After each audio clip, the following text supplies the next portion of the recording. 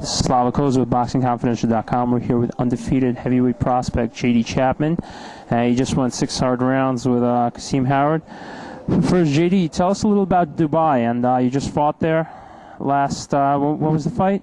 The fight was February 8th, I believe, and it was great, man. I mean, it was nothing like we expected. Actually, more of the people speak English over there than they are in South Florida where we train. So it was a blessing in disguise, really. It was nothing like we anticipated, really. Let me ask you this, guy to guy. What were the women like over there, man? Man, I don't know, because we were told that we weren't allowed to look at them. They said if you look at them while we was walking through the mall, they could actually kick you out. So me and my trainers, Alex and Chico, we'd walk around and you look at one of them and kind of just look down at your feet, man. You don't even want to get in no trouble over there. It was just a little joke here. Well, you know, looking over your record, you have a few wins over some undefeated guys, but no real marquee names. So my question to you is, when would you like to step up, you know, have a fight against somebody who's more known, you know, in the world of professional boxing? Whenever we can get the fight. I mean, we've been ready. I've been asking Scott for the bigger fights for the past year now. You know, he's been kind of, you know, wanting to be babied around a little bit because I didn't have any amateur background at all. So, you know, we're taking one step at a time, but whenever they come up, you know, I'll be ready. Well, let me ask you this, man. A lot of times when you ask somebody, you know, who they'd like to fight, usually the answer is like you, whoever, whenever. So what I want to ask you is, I mean, like, are there any names or somebody in particular that you would like to fight? The only name coming up right now is Moultrie Witherspoon, and that fight's going to happen April 4th. That's all I'm worried about.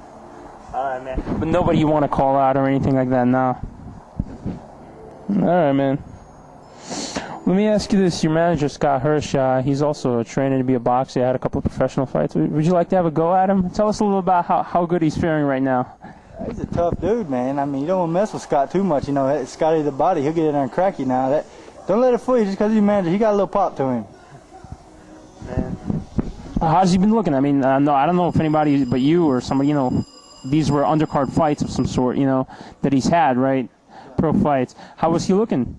You know, he looked good. I mean, he looked like, you know, like he just got into business. He hadn't been doing it long, you know. So, I mean, but he did what he had to do. He come out with a win. That's all that matters. Well, you had a similar opponent, right, man? I mean, one of the guys you fought too, right? Yeah, we fought, I think it was Ron Johnson. I fought him back when I was like, I don't know, 3, maybe 4-0. So I think I was his debut fight at the time. I knocked him out in the first round. Scott turned around and knocked him out in the first round too. So, you know, we got a good thing going. Me and Scott's a good team. Well, let me ask you this. Let me ask you a little about Arkansas, you know. Tell us a little about, you know, how you grew up, where you grew up.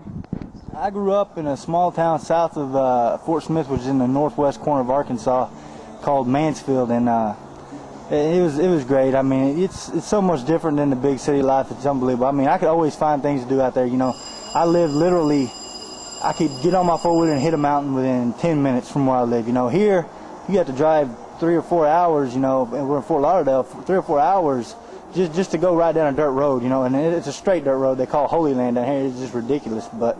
You know, small town life is pretty much like a huge family. You know, I say there's 1,097 people in Mansfield. You know, it's kind of like having 1,097 immediate family members right there because everybody knows everybody, and you know, everybody. You drive down the road, everybody knows everybody by first name, waving everything. You come down here, you wave at somebody, you liable to get a gun pulled on you. You never know, you know. So it's a big change, but I've adjusted well to Fort Lauderdale. Let me ask you this. What chances do you think Hillary Clinton stands? Bill Clinton's from Arkansas, right? What chance do you think Hillary stands in the upcoming presidential elections there? I don't watch much of it, but, you know, with Bill, anything can happen. So, you know, Hillary very well could be the next president. You know, I wish her all the best, and I wish Obama the best, and whoever else is running. I don't watch that much, and also Mike Huckabee's running, and he's Arkansas's, was his governor. I don't know if he still is. I'm not into politics that much, but, you know, I think she can very well do it. I mean, there's a lot of women out there to vote, you know, so you never know. Let me ask you something. You mind telling us who you're going to vote for, if you're going to vote at all?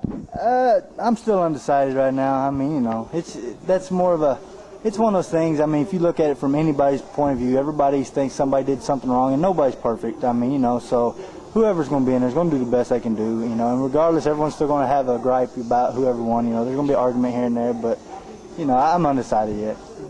Well, this is a question Mike really wanted me to ask you. Is you're a guy from Arkansas? I don't know, a white boy from the South, you know, South states. How do you take to the term redneck?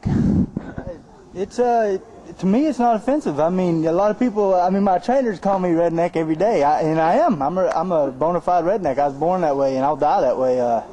You know, redneck isn't about where you come from so much. You know, it's just the way you're brought up, the way you're raised. You know, I'm out to go fishing any day of the week. I love to get in the four-wheelers and the big four-wheel drives and go mudding. I mean, I'm a southern boy, and if they want to call me redneck, they call me redneck until the day I die. It doesn't bother me at all. What are some characteristics of a redneck, man? Okay, contrary to what Foxworthy said, you might be a redneck, which a lot of those come true. You know the whole trailer park things. But rednecks are laid-back people for the most part. Just kind of let things go, at their own natural speed. They don't worry too much about things. It's just simple people, simple life, simple people. That's pretty much what it is. I mean, it's just country boy living, and that's the way I'm proud to be brought up. So. All right, man. Well, let me ask you this: you were one time a WB something Latino champ, right? Can you say something in Spanish for my boy Ricardo Lois, John Chavez, some other riders on here? ¿Cómo está? ¿Cómo está? That's about all I've got, man. El Banco, I need to know where the bank's at. All right, man. Well, final question. This is another one from Mike Marley. He wants you to basically kick my ass here. Basically, so he wants to know, when are you going to fight somebody with a pulse? That's what he wanted me to ask you, man. Mike, I'll fight somebody with a pulse whenever you train and you get ready to get in there with me, baby. Any day of the week, I'll come, Mike, me and you all day long. So that'd be my first pulse fighter right there. I'll fight Mike. Mike Marley? Mike Marley, all day. All right, well, I'd be afraid, man. All right, anything to say in closing, man? I just appreciate everybody who's been with me. All my trainers, from Alex Rizzo to Chico Carbajal, John David Jackson, Robert Arias, and of course my promotion company, Hersha Promotion, Scott and Mike Burrell. They've done a great job, and also Ricardo Rizzo. He's another part of the team that's kind of behind the scenes a little bit. Nobody's really heard a lot about, but he's in there fighting a political battle for us, and we're looking forward to stepping up any time of the week. Thanks for your time, JD, and good luck, man. All right.